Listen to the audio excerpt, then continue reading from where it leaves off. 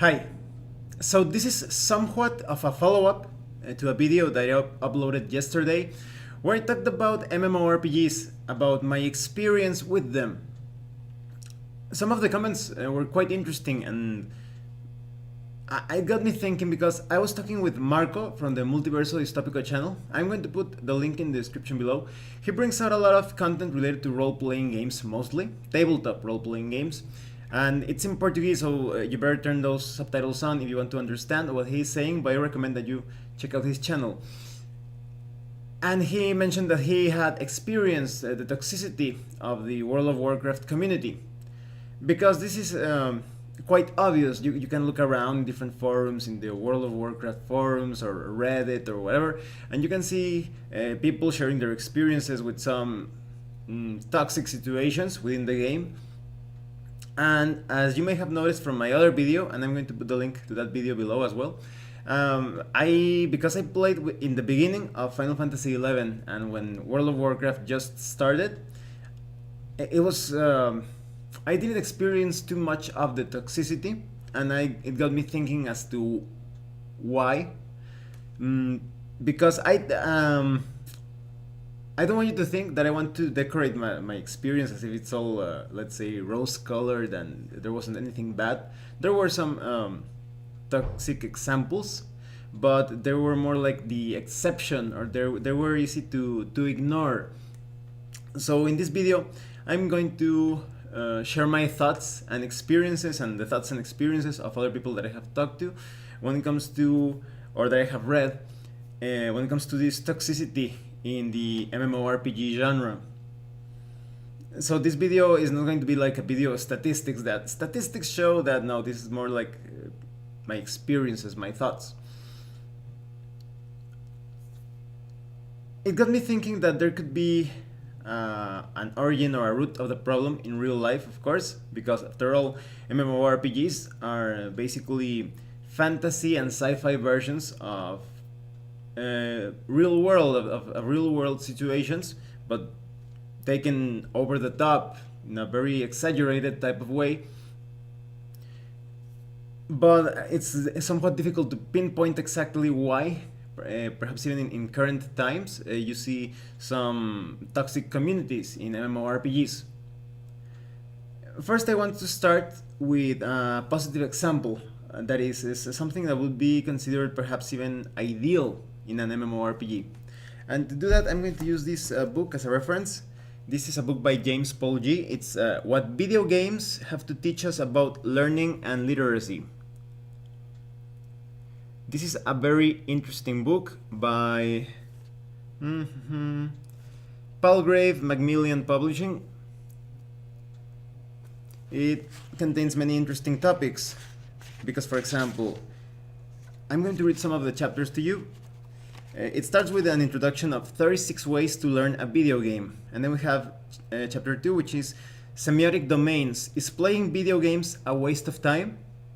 And in those two chapters, it's basically telling you how you can learn so many things from video games and how video games encapsulate so many things: music, animation, different details of culture, of history, literature, and you learn some things as you are playing the game.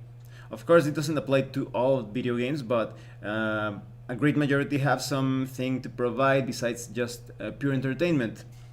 And then you have another chapter which is learning and identity. What does it mean to be a half-elf? It basically deals with how you assume another identity. Just like in tabletop role-playing games, you start to see the world through different eyes, from a different angle. And then situated meaning and learning. What should you do after you have destroyed the global conspiracy? This has to do with problem solving and some questions of ethic and morality, I guess you could say. It uses Deus Ex as an example. And then there's a chapter telling and doing. Why doesn't Lara Croft obey Professor Von Croy? So this basically tells you how sometimes it's good to break the rules or think outside of the box. I think that is always good to think outside of the box, and sometimes just not doing what someone else tells you to do, and you get rewarded for it. Actually, sometimes there is a penalty involved for following the rules. And then you have cultural models. Do you want to be the blue Sonic or the dark Sonic? So this is more about heroes and anti-heroes. And this is the chapter that interests me for this particular video, and this is the social mind. How do you get your corpse back after you have died?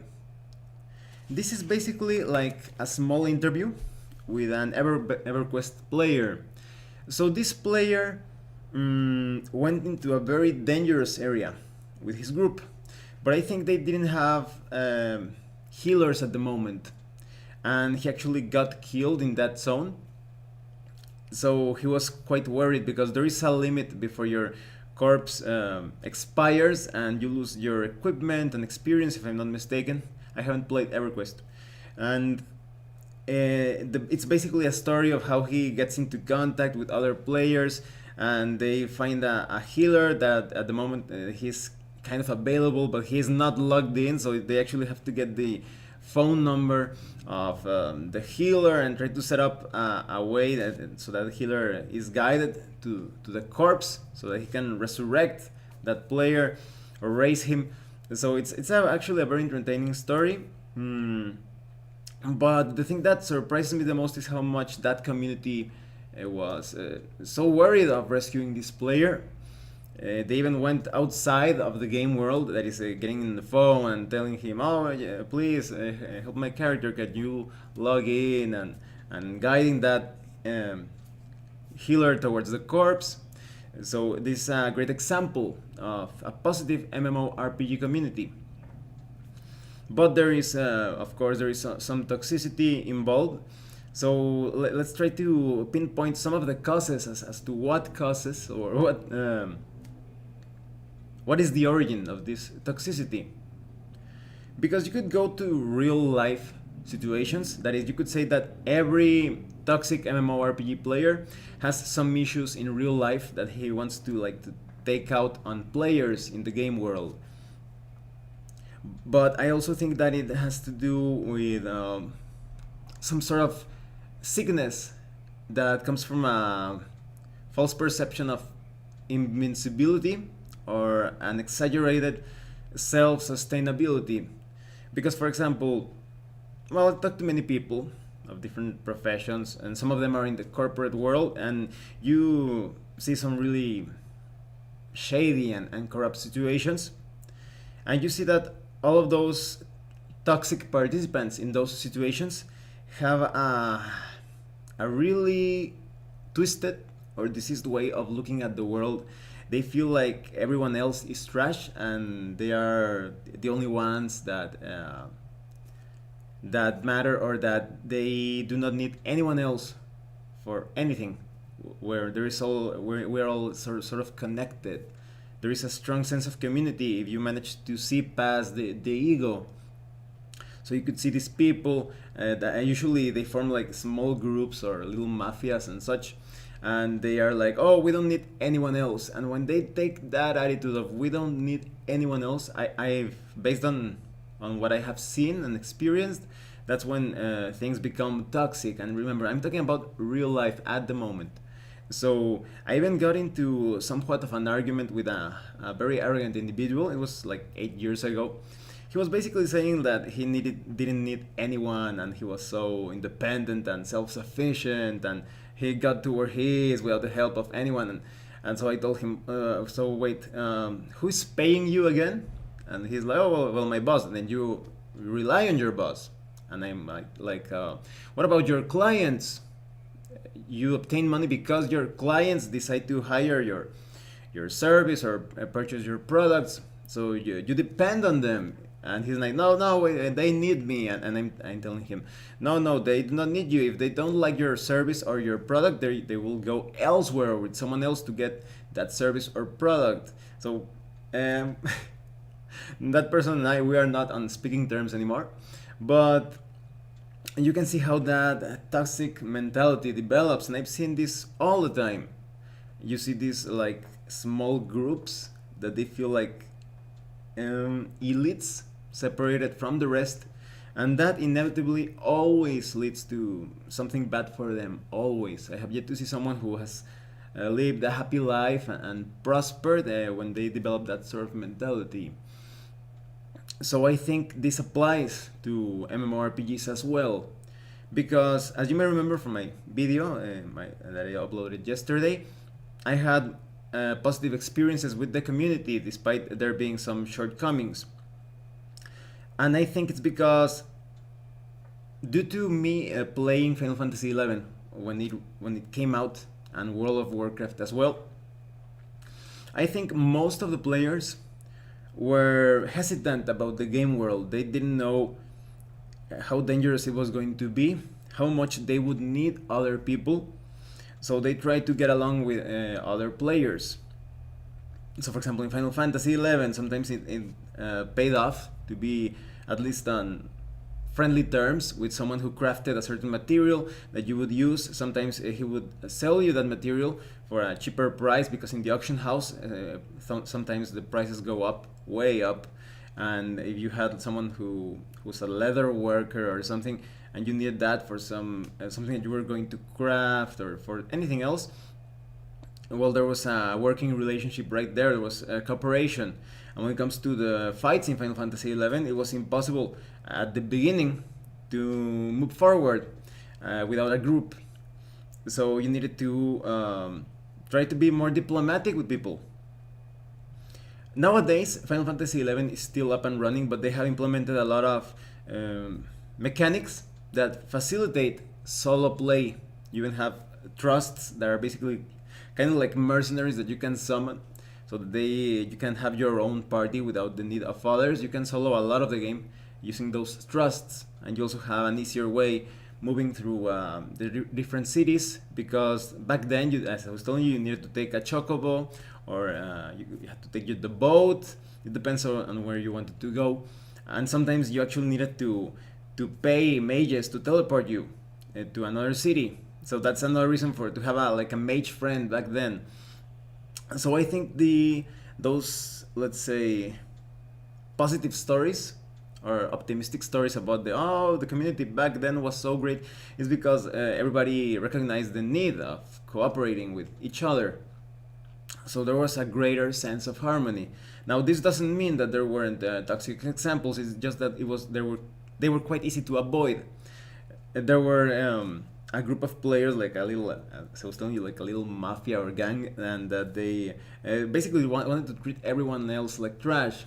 And I think it's somewhat sad that attitude is taken to the real life. In fact, a few months ago, I actually watched a Final Fantasy XI video, and I saw someone making a comment in that video, and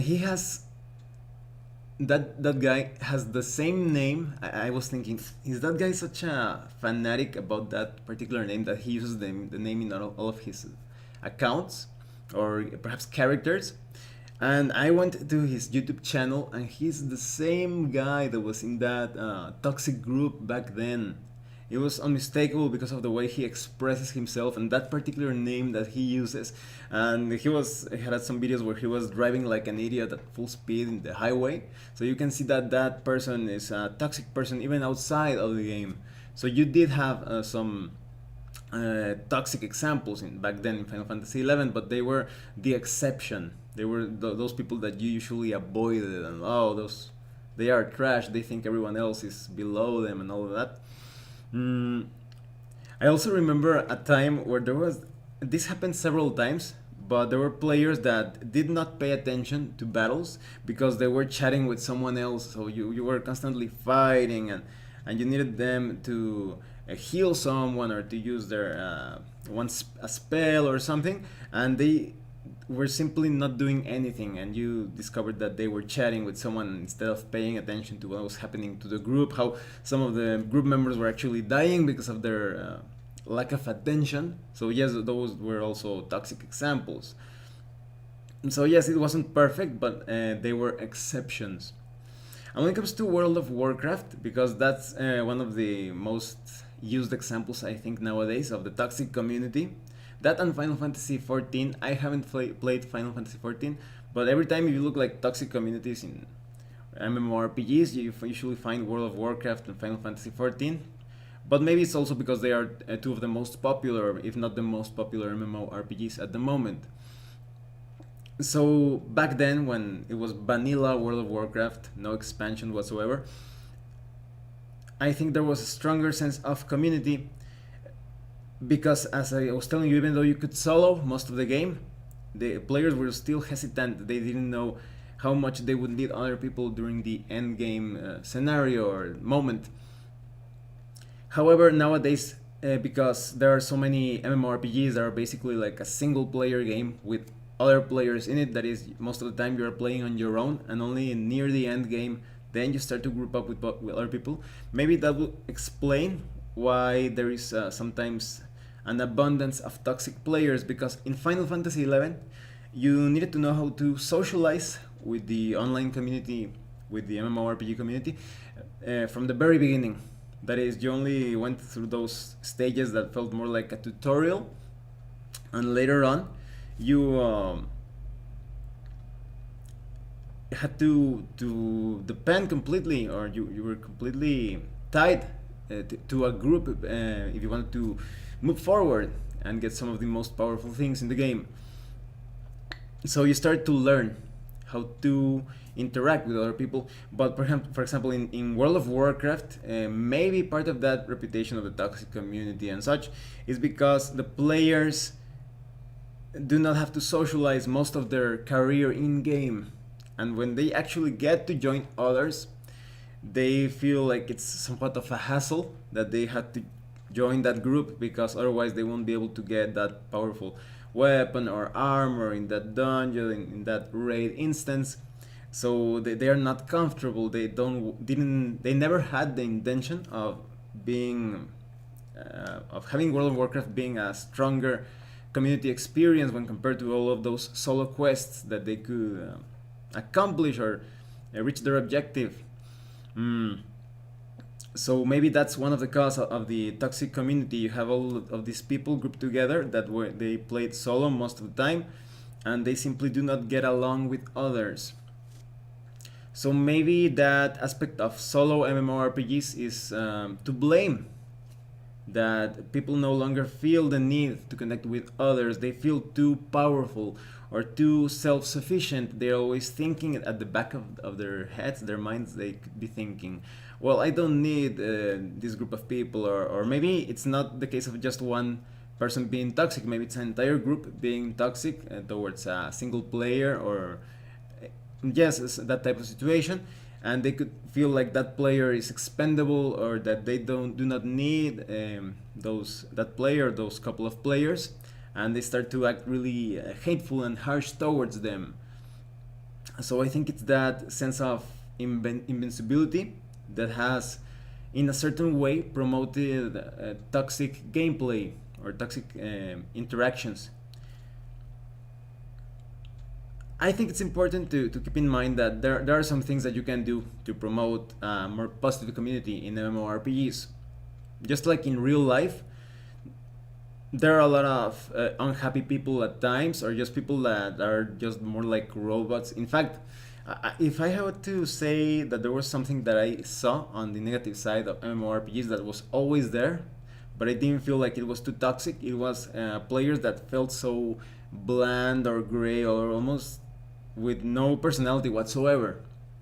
I didn't consider them exactly toxic because they were not attacking you or harassing you or something like that, but they were just there. You actually, when you formed a group or a party with them, it felt more like you were having like an AI assisting you. They didn't talk, they didn't laugh, they didn't joke, they were just like standing there and they were doing their thing, and they almost felt like bots. But they did respond to you if you asked something or if you said something, but they were just so lifeless, to put it in a way. But when it comes to the other side of the coin, those toxic players that want to attack others and all of that, I think it's because of that false sense of that they are invincible, that they do not need other people. And so maybe if they try to bring back a tighter connection between the members of a specific MMORPG community, that toxicity could disappear, And back to this original point, when it comes to the positive things that you can do to enhance the positive side of MMORPG communities, it's always good to show that you are grateful and that you put a bit of effort in everything that you say or that you do. Because, for example, I find it a lot more agreeable or nice to play with someone who greets you as in, "Oh, hi, how are you doing?" or "Hey, hello, I noticed that you got this new weapon," or "Oh," or something like that, instead of just talking to someone and he says something like, "Sup, sup, dude," like "What's up?" but they write "Sup," and they're like, that's so unresponsive or with a lack of positive energy. It's very different when someone like, "Oh, hi, oh, let's try this. Thanks for accepting me in your group," or something like that. It shows that you do a bit of you put a bit of effort in that interaction. And when it comes to being grateful as well, you have to, if you develop that sense of being grateful for being in a group or playing with others and going in adventures, that also generates that positive energy within the community.